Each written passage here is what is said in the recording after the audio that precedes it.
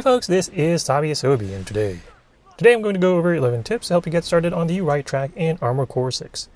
Now let's get started. So tip number 1, make sure you do your tutorials. Yeah, so if you're like my brother and are the type who doesn't like to read instructions, Armored Core 6 is actually encouraging players to go through its tutorials via a classic tried and true method, bribery.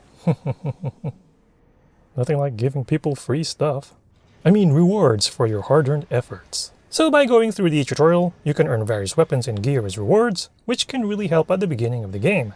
Just going through the first 6 tutorials of Chapter 1, for example, gets you a machine gun, a linear rifle, a booster, a laser handgun, a grenade launcher, and a missile launcher.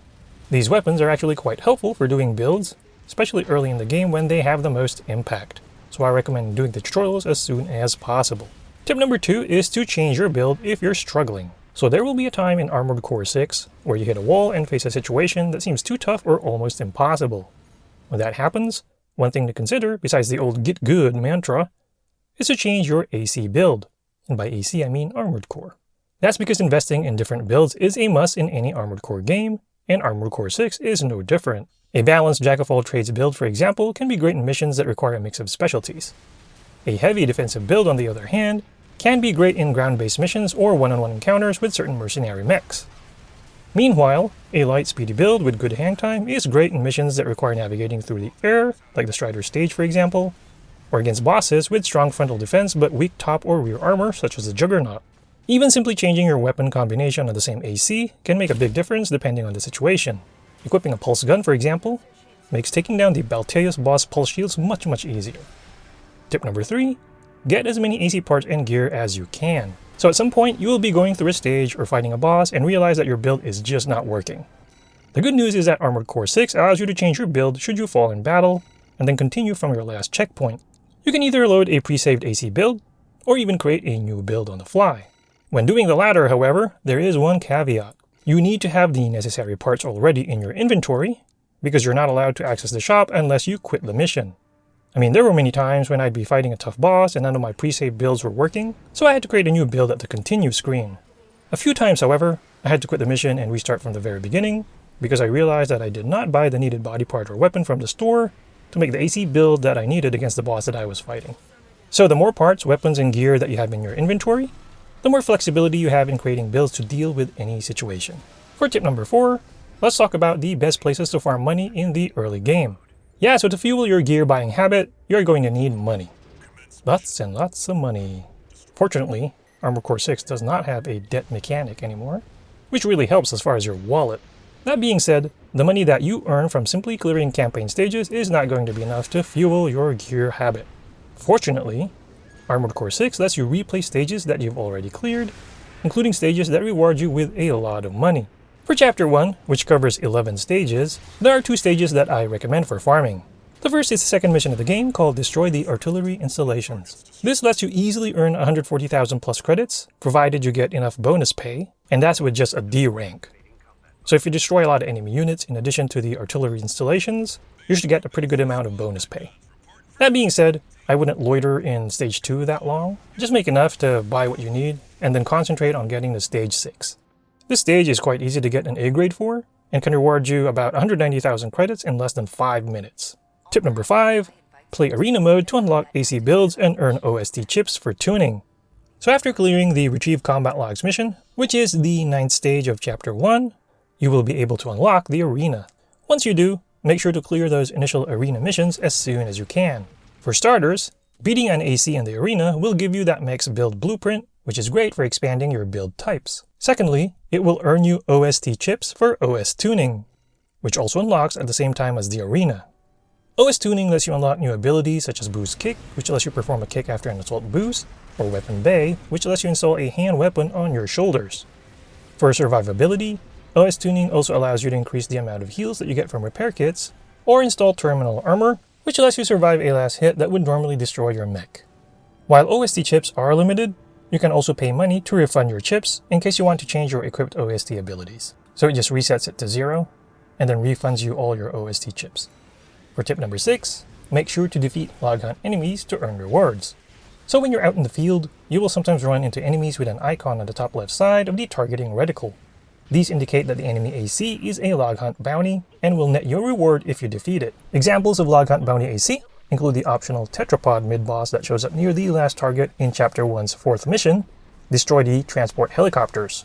Another one is the optional tetrapod mid-boss on top of the dam in Chapter 1's 6th mission, attack the dam complex. That would be the same dam complex that I recommend for farming credits. Yeah, so for example, if you defeat the Loghunt target in the dam complex, you will be rewarded with the Mind Alpha AC arms. More stuff for you. For tip number 7, make sure to know your lock-on options. Armored Core 6 has two types of lock-on, which is a soft lock and a hard lock. The soft lock helps you aim at your enemy as long as it's in front or close to you. It will disengage, however, if the enemy moves out of your field of view. The hard lock, meanwhile, will continue to track the enemy regardless. Both have their pros and cons. So the soft lock is great when facing multiple foes, for example, but it can lose track of foes, which can be tough when fighting mobile bosses. A hard lock is great in one-on-one engagements, but can be more unwieldy against multiple foes. A hard lock also keeps you closer to your target at all times, which can make it harder to avoid wide sweeping attacks, like Baltea's Fire Sword, for example. For tip number 8, make sure that you don't ignore that warning beep. So when you're targeted by a dangerous enemy attack in Armored Core 6, your system will sound out a warning beep to inform you that you're in danger.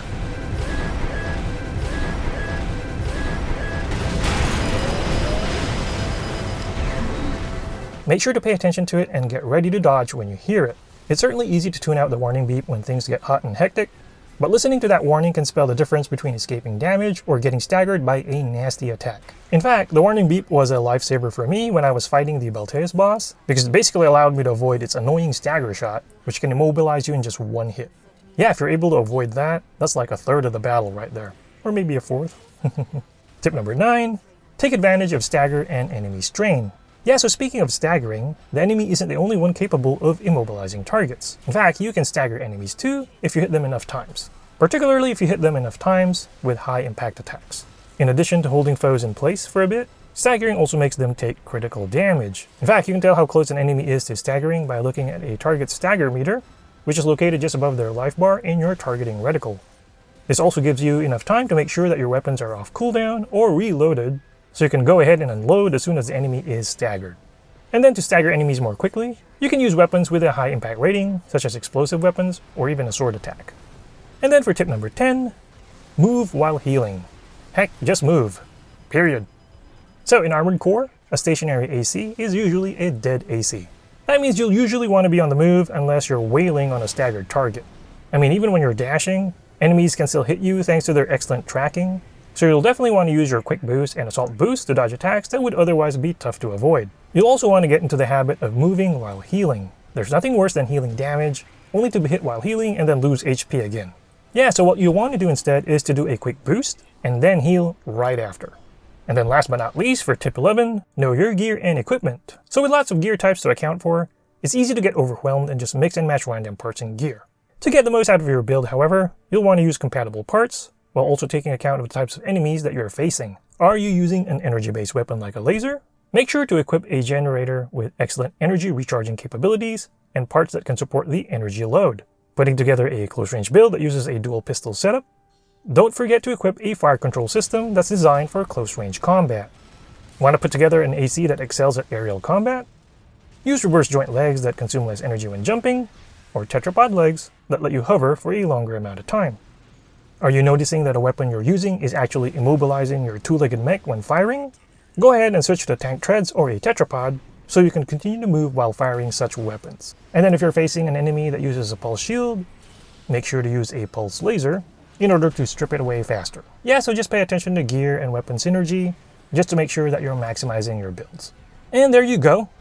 Some quick tips to help you get started in Ace Combat 6 on the right track. So what tips do you recommend for other players? As always, if you have any thoughts or questions or recommendations, please feel free to leave them in the comment section. Once again, this is Tabi Asobi, and thank you for watching. And good luck to all the Ravens out there. Hopefully you're enjoying Armored Core 6 as much as I am.